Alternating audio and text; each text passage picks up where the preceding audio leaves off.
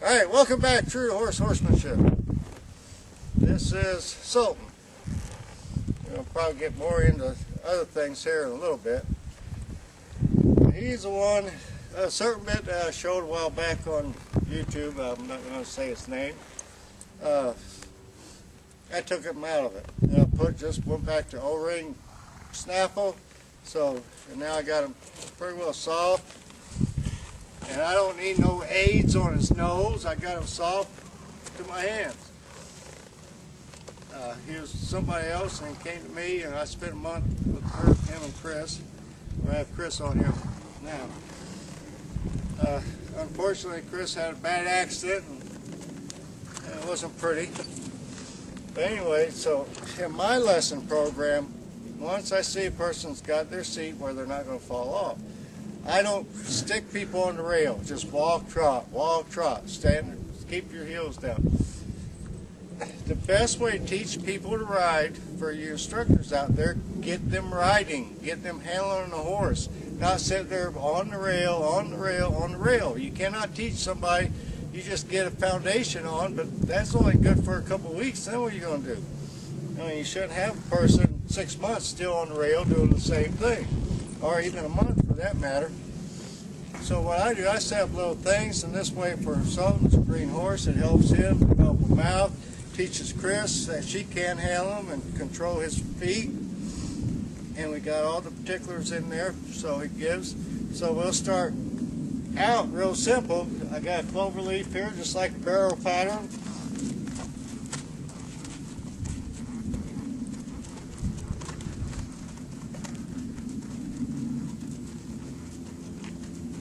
Start out slow, and I'm going to ride this horse. Right there, he wanted to go to my right. And I might go ahead and do a full turn on the barrel. Then I'll go to the next one.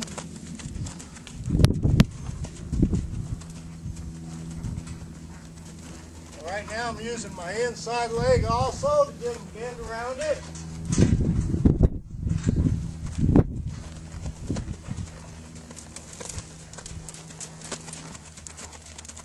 I'll speed him up a little bit.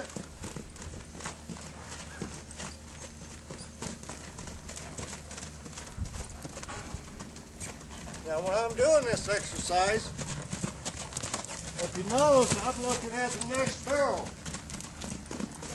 I'm always riding ahead of myself.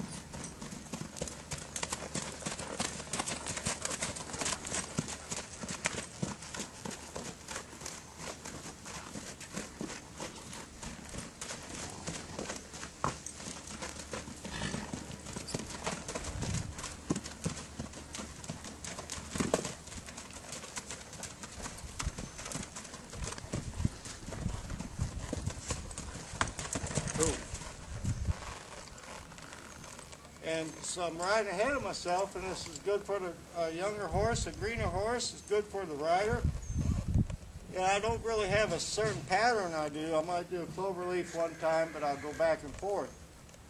And like I said, this help a novice rider learn how to control the horse with their hands, their legs, and everything else. So it's a really, I set up different things like this, and I use, of course, got my teeter-totter and bridge.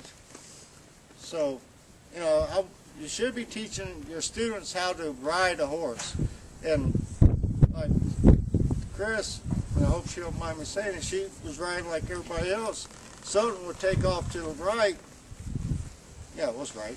Right, and Chris would correct him after he took off. And Chris is doing real good. So now she's learning, if she feels he wants to veer to the right, ride him. Say, no, you're not going to the right, you're going straight. And hopefully that will happen today. Of course, Chris probably is hoping it doesn't, but I'm hoping it does. That was really in the hole. Huh? So that was really in the hole. No, he's not that tall. Neither am I. Oh, she's funny. Yeah, go ahead and back him up so out my way. Yeah, that's what we wanted. You notice when Chris grabbed that horse's mouth, he came to her hands and he backed up. And we noticed that once spot when I was riding him.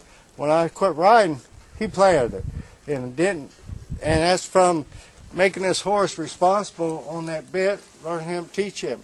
I didn't use no damn gimmicks like that Mickamore bit where it's got the rope around his nose to get him to get on the vertical. This horse he's getting his natural carriage and BS. This horse was way too soon to even put anything like that. If you all remember, it was a solid bit. There's no give. You get in the way on one side, the other side's going to get in the way.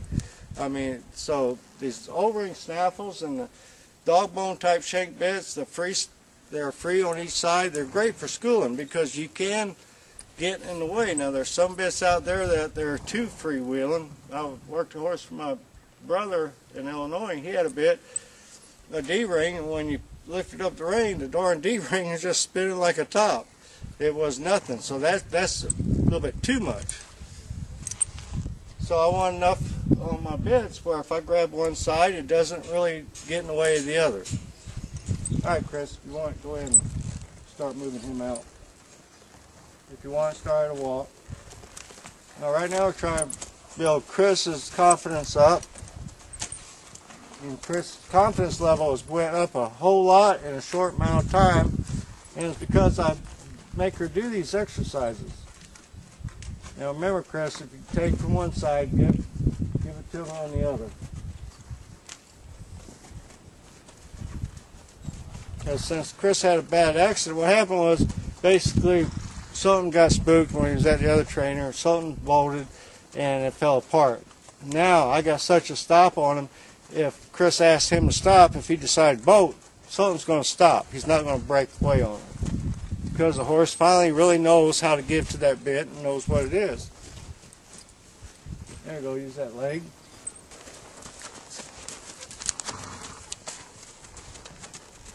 Like I said, we'll just start out, Chris, nice and slow.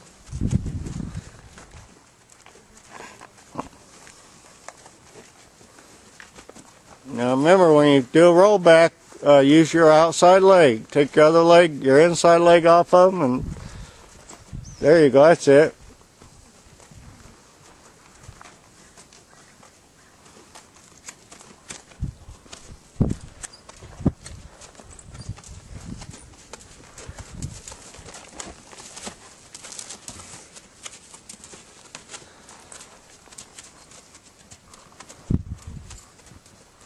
You know, people, number one, they want to get in too much of a hurry, then sometimes they don't want to push it fast enough.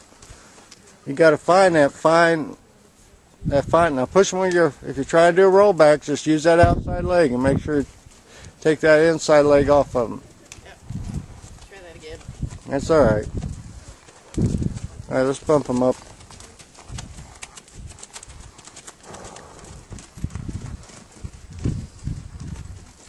Now remember, look at your next barrel. Right when you make that turn, look at your next barrel. Right now you should be looking at there you go, that's it.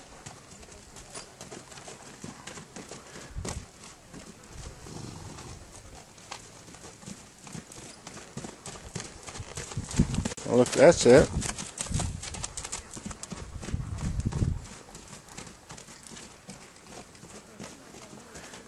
Move them out.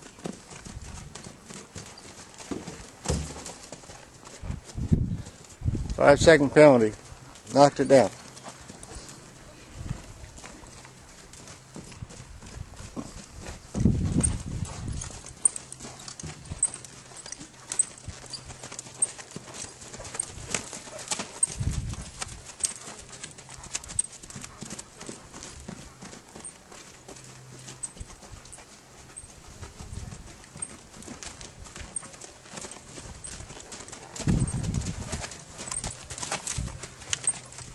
You know, this is a simple exercise, and some people say, well, I don't want a barrel horse. This does not have nothing to do about teaching a horse to go barrel. It's about developing a mouth, developing your seat, learn to ride. That's good, Chris. Learn to handle that horse at different gaits, and letting this horse know you're going to have control of your feet. And you always start slow.